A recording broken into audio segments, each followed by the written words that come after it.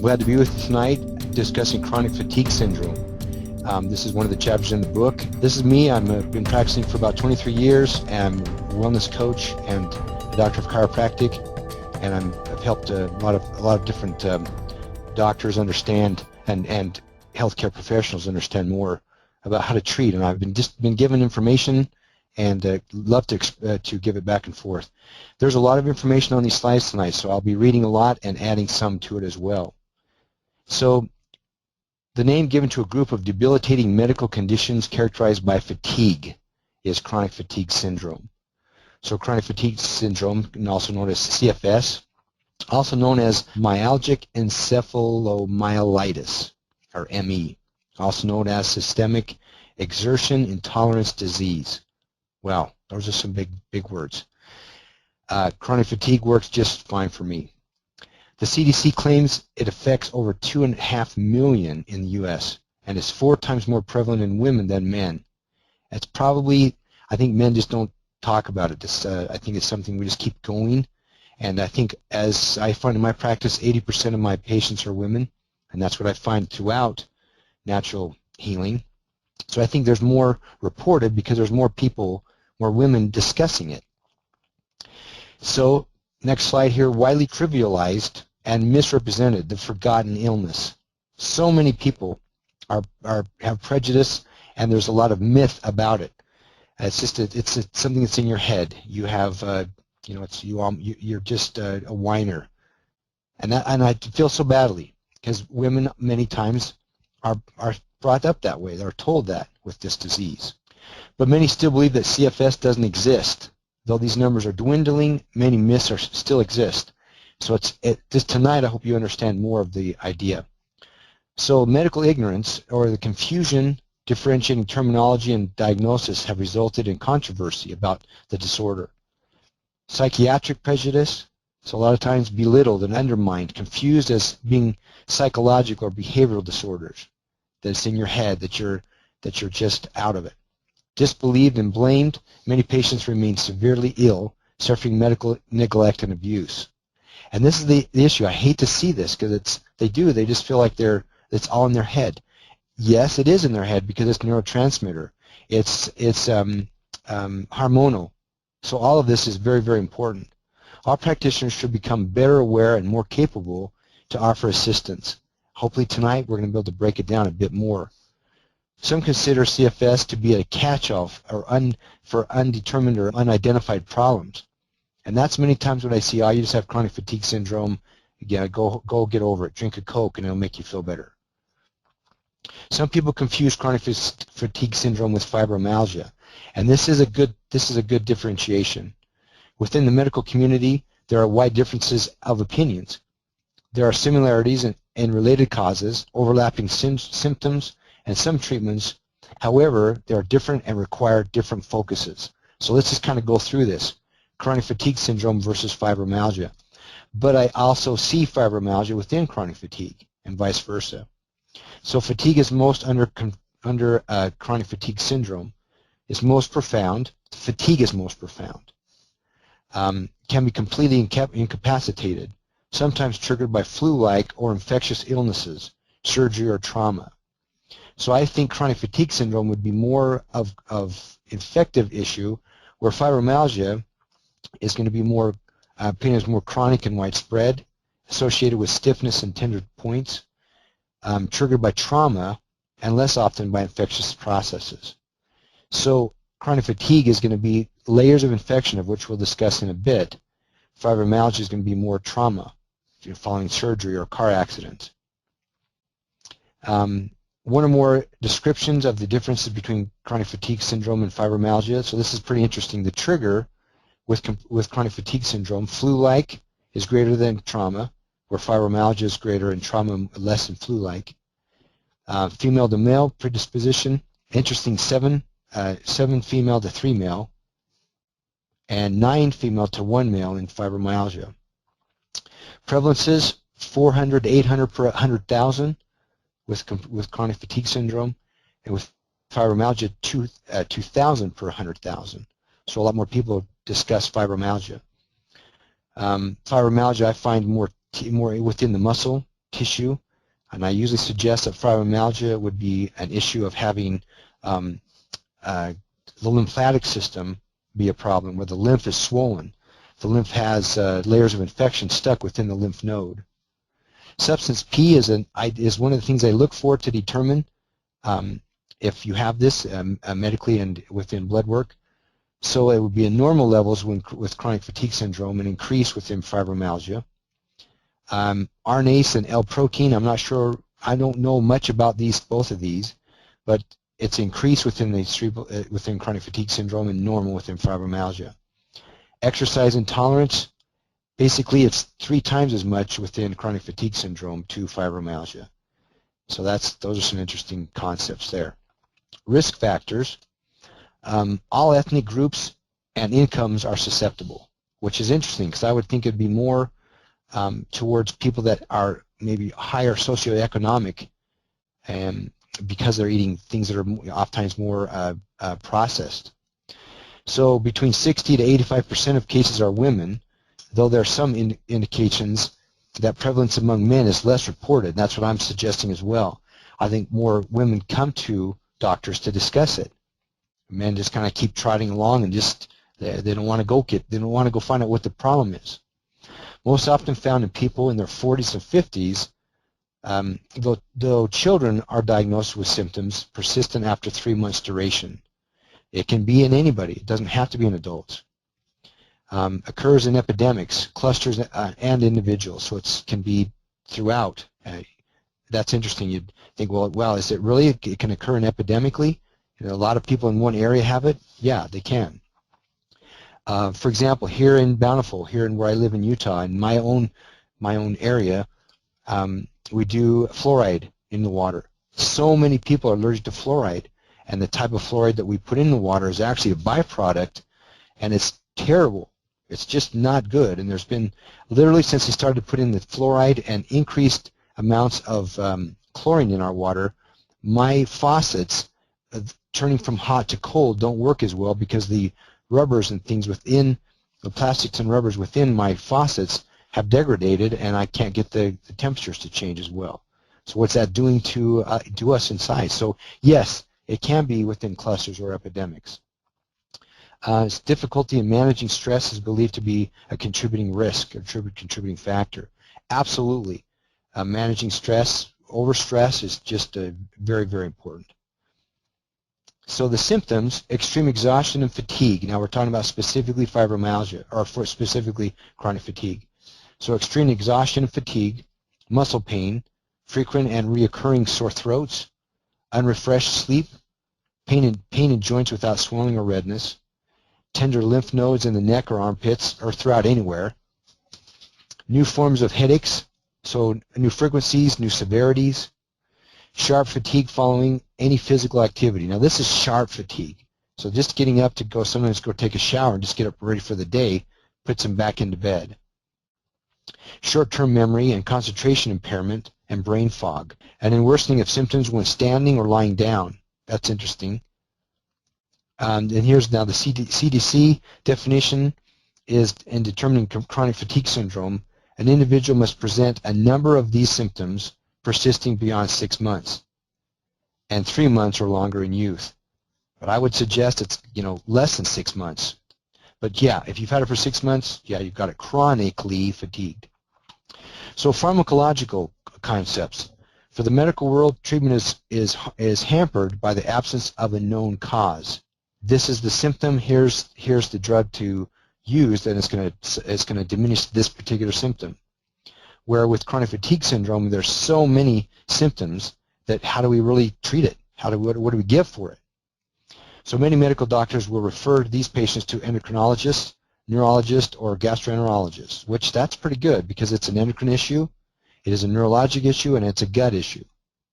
But to try to bring it all together, hopefully tonight we're going to be able to do that. That you'll be able to feel empowered using Inno-Vita product to be able to go forward. Test order will include immune and endocrine lab work to rule out other diseases with similar symptoms. Usually ruling out, if you rule these symptoms out, then okay, well, let's call you fibromyalgia or chronic fatigue. Psychotropic, many Western medical treatments focuses on the role of antidepressants, which that's the one that just makes me feel the worst about it. Because yes, there is depression, but so many times I have patients come to the office and say, yeah, my doctor just wanted on an antidepressant. Well, that's not it. That's just not, there's so much more to it than that, than antidepressants. So other drugs such as Ampligen, haven't heard of this one, Rituxan, attempt to address immune dysfunction. And that's good. We want to build the immune system for sure. So alternative views. Chronic fatigue syndrome is usually found in industrialized nations for a reason. It's usually because there's rapid-paced lifestyle, high stress, overprocessed foods, so fewer nutrients in the foods, overused farmlands lend to low mineral content in foods. So a lot of what we eat in the United States is from the San Joaquin Valley in the central part of California. Well, over 100 or 200 years of the same area, the same dirt being processed or being drawn and farmed, it's very difficult to get the minerals back in unless you're putting things back in to replace the minerals. So this leads to weakened constitutions and decreased strength. Lack of appropriate minerals and nutrition cause compromised neurofunction and organ bone growth. And antibiotic overuse results in superbugs, which usually creates leaky gut syndrome, so you're not absorbing the nutrients. Even if you were eating the best organic food, oftentimes the overuse of antibiotics creates that superbug, and you all of a sudden open up and you're not absorbing what you're eating. And then endocrine burnout. So this is such a multifaceted concept that we've got to look at a lot of different things. So treatment, the key factors, looking for the hypothalamus and its burnout. Again, thinking about the hypothalamus, it's the part of the brain that controls the pituitary function, that when the pituitary now is the master gland, the master gatekeeper for the rest of the hormones. So if we, through chronic stress, we'll get what's called hypothalamitis. So let's read this. The hypothalamus can become inflamed and irritated from overall stress. This is called hypothalamitis. So the hypothalamus directs the master gland of the endocrine system, the pituitary, so the pituitary coordinates the other endocrine functions.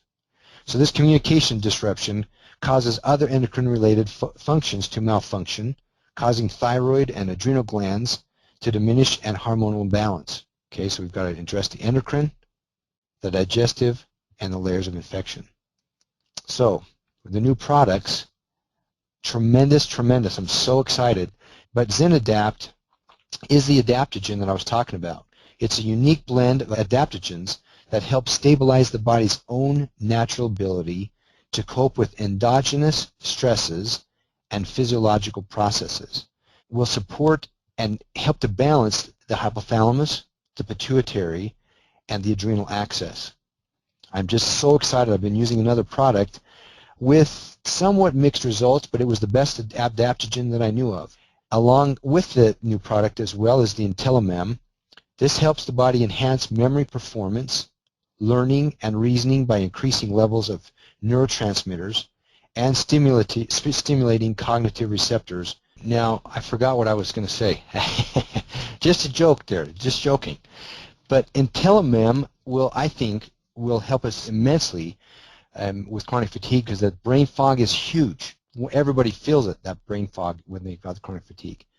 But I'm thinking about my patients with Alzheimer's and the type 3 diabetes they're starting to, the buzzword is, with all of the memory issues. So this can be a tremendous part of chronic fatigue syndrome. Now when I talk about layers of infection, again, each one of these mini seminars is designed as its own topic and its own ability to go into the YouTube channel and listen to that particular information. But I'm going to talk always about layers of infection, especially with chronic fatigue. Chronic fatigue, let's read this middle here. Chronic fatigue syndrome will cause a weakness in the endocrine system, malnutrition, and an overall body toxicity. So look for layers of infection, especially in the lymphatic system. As usual, there may be several layers of infection to remove. So again, here is with Inno-Vita, Bactox for our bacteria, Meta-X for metals, Microcyte for microparasites, Paramac for large parasite, Fungex for fungus, and Virox for virus. So many times, just as a repass, we like to use Fungex and Meta-X together because metals and fungus wrap around each other. The fungus usually wraps around any heavy metals to protect the host. Bacteria is tremendous. Using bacteria with Immunis as well will support the immune system and help target more effectively even Lyme disease. That Immunis was designed to help a lot with knocking out Lyme. I find Lyme a lot in my practice. I'm here in Utah, and I don't think that it necessarily is always from a tick bite. I think that's originally how it started, but my sense is that it's moving towards pandemic forms. It's out there. I see it so much when I'm scanning patients with our electrodermal screening.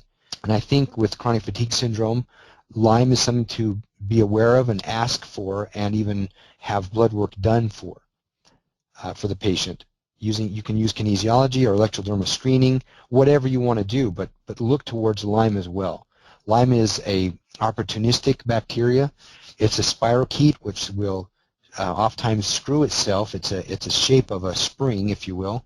It can screw itself into organ systems, cells, biofilm, which is like a mucus that can cover the digestive tract. Biofilm can be in literally any part of the body. But there it hides and can create a weakness or predisposition for other infections. So really pay attention closely to Lyme, or any of the other infective issues. But here's your arsenal.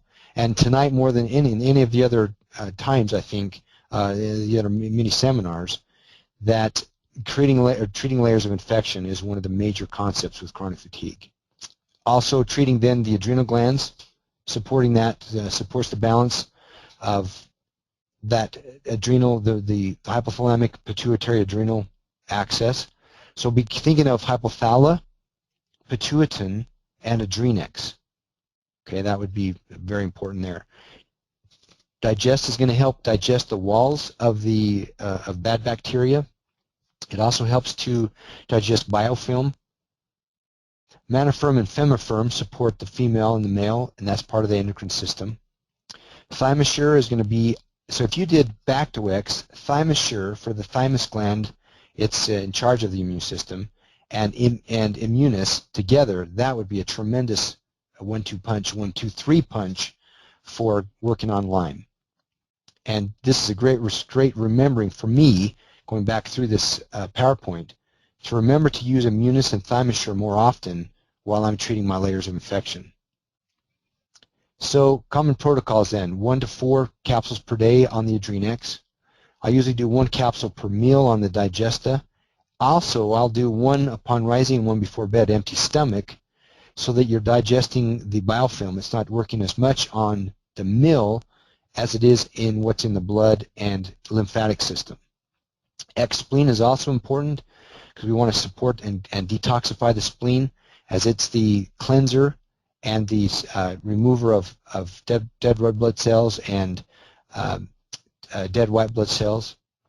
On the Chinese theory, the spleen is also what receives the nutrients and turns the nutrient into blood and qi. So it's a very important aspect. So X-spleen is something you need to really think about in your system. And then the endocrine support would be, now this is a great picture here, the hypothala for the hypothalamus, pituitin, and then the adrenal, that's your axis. And these three, hypothala, pituitin, and adrenex, supports that hypothalamic pituitary adrenal axis. Which then, when those are in line, then the thyroidin can take hold for the thyroid, the thymus gland for your immune system, pancreas for the pancreas and stabilizing blood sugars, which is another issue associated with chronic fatigue, and then femiferm and maniferm supporting the male and female. Again, thinking not necessarily as femiferm only for females. Sometimes males need that as well, and vice versa, maniferm for females. So think about that on the endocrine part. Yes, that's the thing that again, you've got to go with your clinical sense. Sometimes the patient is so fatigued that I can't go in after an infection right off. The die-off process will be too much. You've all seen Herxheimer's reactions, or the patients will say, I'm herxing again today. Well, if the gut is too leaky or the adrenals are too weak, then sometimes I'll just give them Adrenex and IntegraCell as an antioxidant, and I'll let them go home and work that for a couple of weeks before we work on the layer of infection. Now, I'm a chiropractor and I'm doing other things here in the office, so I'll still be supporting them during that 2 weeks. We might work on emotional release. We might work on maybe some foot bath to detoxify them, or a sauna. But yes, generally speaking, with chronic fatigue, that's a great question. I'll usually start them, but I'll just ask them, can you hold your arm out? I need to explain to you how we're going to find out where we need to go. I teach them kinesiology and how it works, and then we ask, can you handle going after this layers of infection that we found? If you question how to do kinesiology, we did a video and I like it. Inno-Vita has that, and you can also, or you can get that and they'll send you how to do kinesiology in your practice, real simple way. But sometimes you've got to put the fire out before you can start to rebuild. Oftentimes I just use the Adrenex and IntegraCell to throw a blanket over the fire until the smoke clears, and then we can start to see now where really should we go. Boy, that's tough because it's genetically altered. It's almost like we can't even eat on our planet anymore because everything's been altered.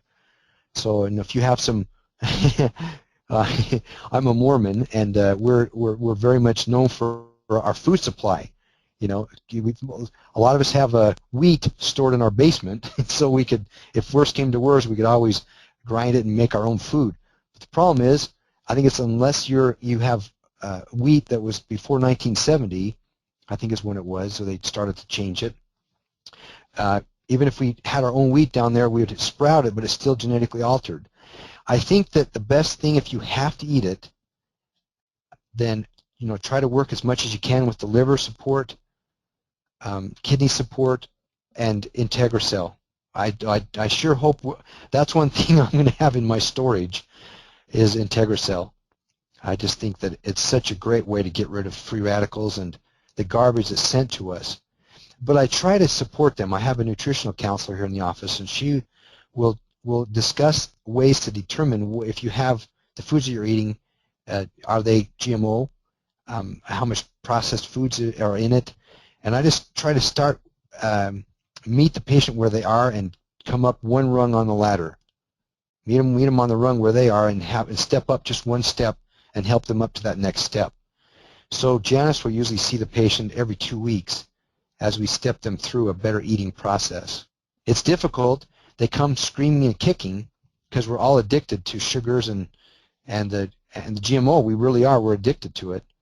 So, I really have to see their how high. I have a little questionnaire that kind of asks them to determine how much will and how much skill they have.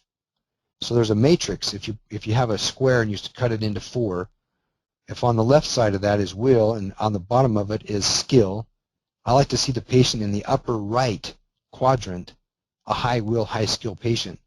Now they have the ability, they're brain smart, and they have high will to make the changes. They will get well. So I guess you just have to step where they are and one step above them. Maybe you're just going to get rid of pop. Maybe get rid of their Coke and their condiments that first week, and then slowly work them into more non-genetically altered foods and more organic, and go from there.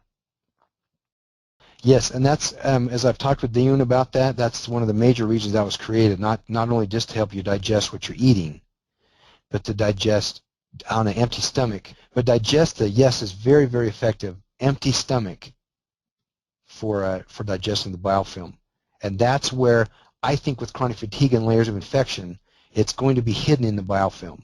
Thank you so much for your questions. I love it, and I'm not the expert. I'm just a mouth. I'm just a mouthpiece to kind of direct our communication. And I so much hope people will start to look ahead at what the next topic is, and ask questions. Send the questions beforehand, even if you're going to be here with us.